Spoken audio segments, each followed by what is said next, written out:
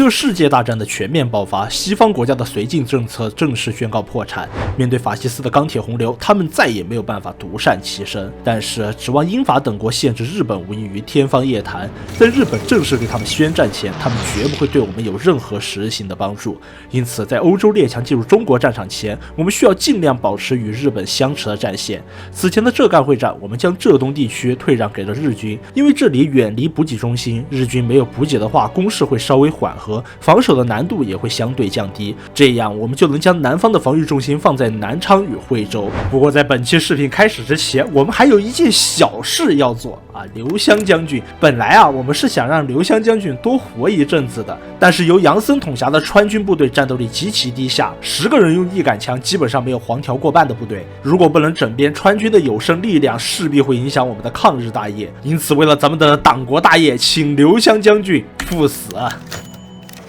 随着刘湘的去世，川军总计26个师接受国民政府统辖。不过，正如之前所言，川军部队战斗力极其低下。例如第47军178师，10个人用一杆枪，都还有人分不到枪。因此，也是时候开始国民革命军的第2次整编工作了。首先是我们曾经引以为傲的25年调整师，这个编制的部队虽然战斗力优秀，但需要大量的枪支进行武装。我们将这19个师集体整编为27年甲种步兵师，在消耗更少的步兵装备的同时，依旧拥有不俗的战斗力。库存里多余的火炮，我们则是集中在一起，组建4支崭新的教导师，分别是攻入北平城的第80军191师，韩复榘弃守济南后依旧坚守济南数日的第12军20师，以及戴安澜下辖的42军27师与72军88师。其中42军27师师长冯安邦也是著名的抗日将领，于2014年被我国民政部列入第一批抗日英烈与英雄群体名录。随着第2轮整编工作的完成，我们又有了与日寇的一战之力。6支教导师也会在正面战场发挥出他们真正的实力。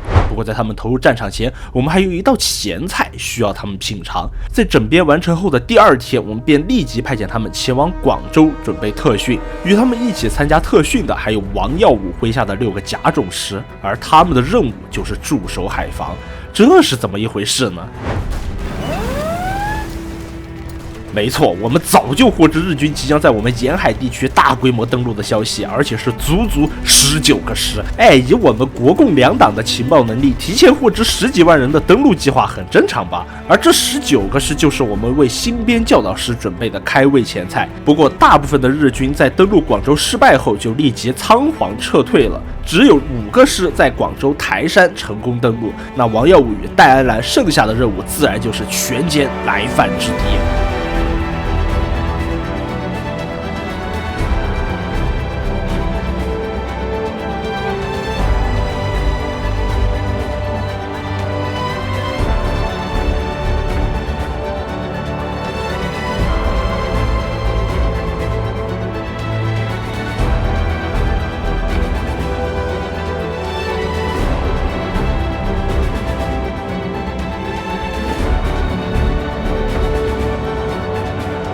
经过2个月的缠斗，我们终于将这5支部队分割消灭，共计歼灭日军约3万人，而我军的损失仅为6000。能取得如此大捷，自然得益于我们优秀的情报工作。而日军也正是在此时发起了新一轮的全面攻势。似乎广州登陆失败，让对方的总司令陷入了癫狂，试图用这一轮的攻势洗刷自己失败的屈辱。那他们的如意算盘注定落空，因为他们马上就会意识到，在他们面前的是一道用血肉筑起的长城。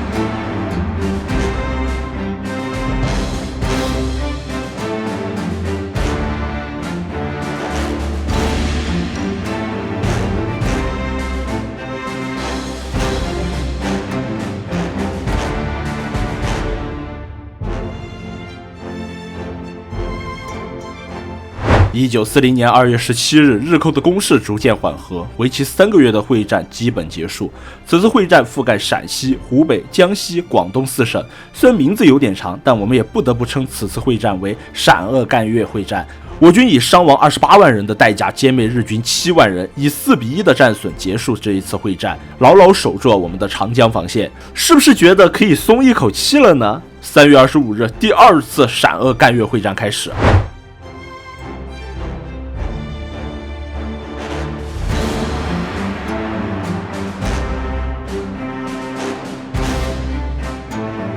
紧接着是第3次。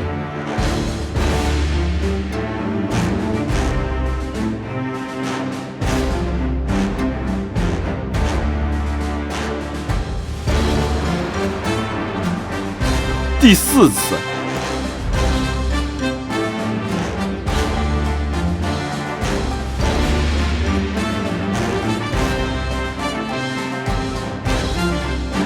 第5次。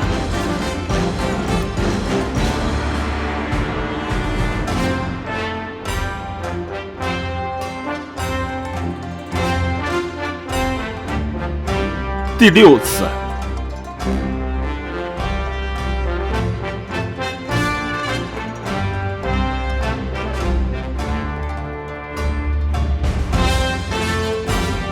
第4次会战前，日军对我们的千年古城西安形成了合围。由于无法获得西安补给，外部又有多线进攻的压力，我们不得不退出西安，撤往天水。而西安城也成为我们6次会战中唯一一个沦陷的重要城市。不过我们相信，西安也将会成为最后一座沦陷的城池。相信大家也注意到了，随着时间的推移，会战的进行，日军损失的兵力也越来越多。到了第4次会战后，基本稳定在了2-1。转折点便是在第4次会战期间，9月14日，为中华民国临时政府出现了内部危机，池宗墨忽然起义，吸引了部分鬼子退往华北支援。不过大家可别觉得这池宗墨是什么好鸟，这人也是个汉奸，抗战胜利后被逮捕枪毙。谁也不知道为什么他在这个位面里会突然起义。虽然池宗墨起义很快被镇压，但我们却借着日军撤退这短暂的时机，发动了一次大规模的战役——赣东战役。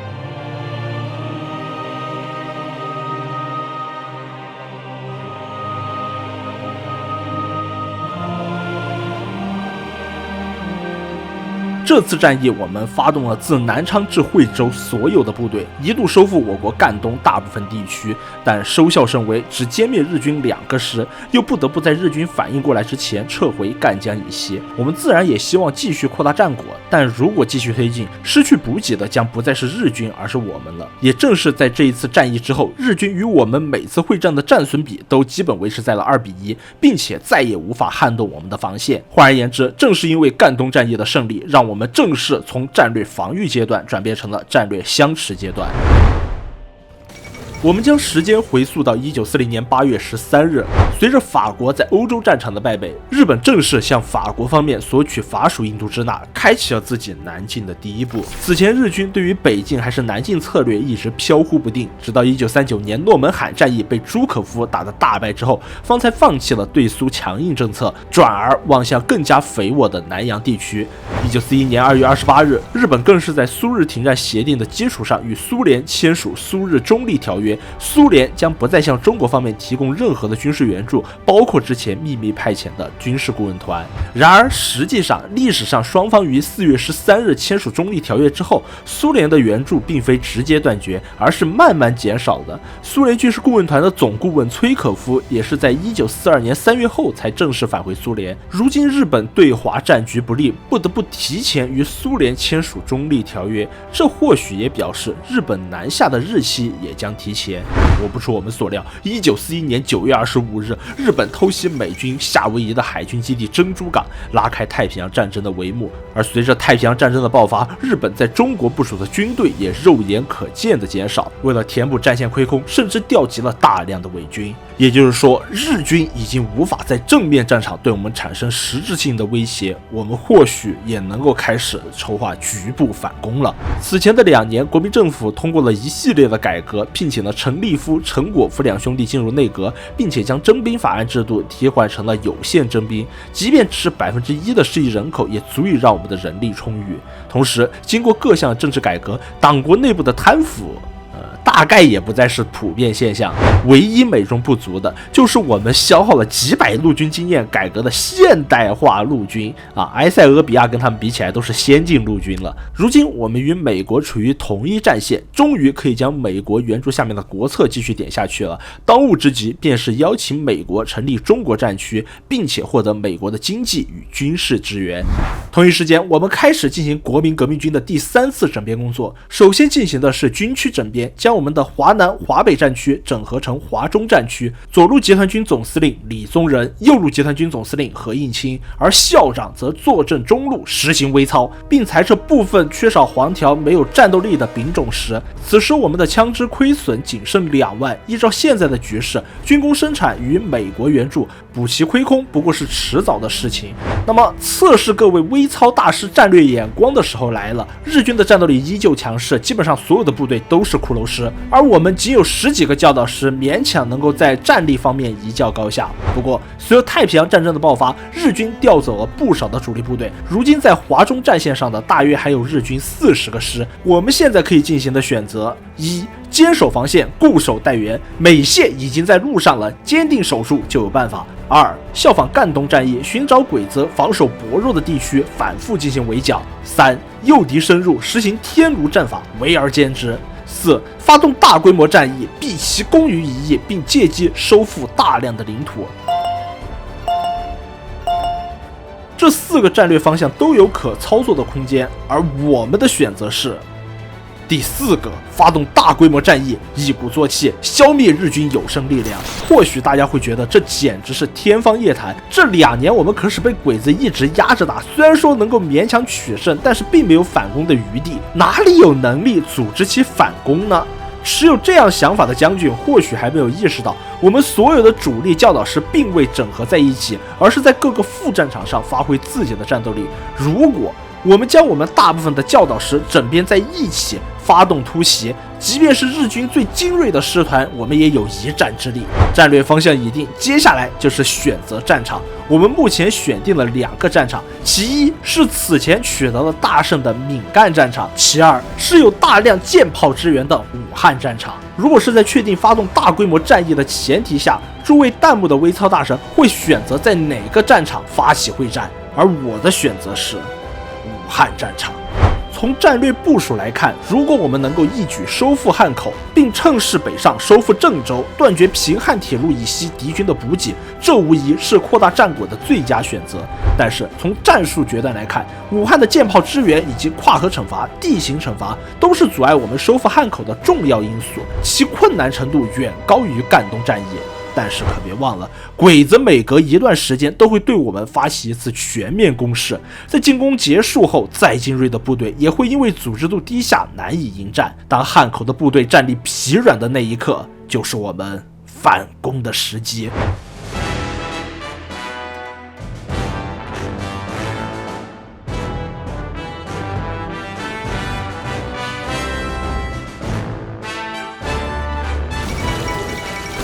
1941年11月6日，我们成功光复沦陷近3年的汉口。不过，我们的攻势并不会止步于此。或许大家会很好奇，仅凭宋希濂、戴安澜的12个教导师，真的能够一举击溃日军在华中的防备吗？实际上，3年的会战不仅逐渐消除了我们大量的战斗力 debuff， 而且还让我们的决战计划学说点到了第6层。虽然说鬼子的决战计划加成高达 80%， 但在校长的亲力微操下，我们的作战计划也能达到 62%。千言万语汇成一句话：小鬼子在中原嚣张的日子到头了。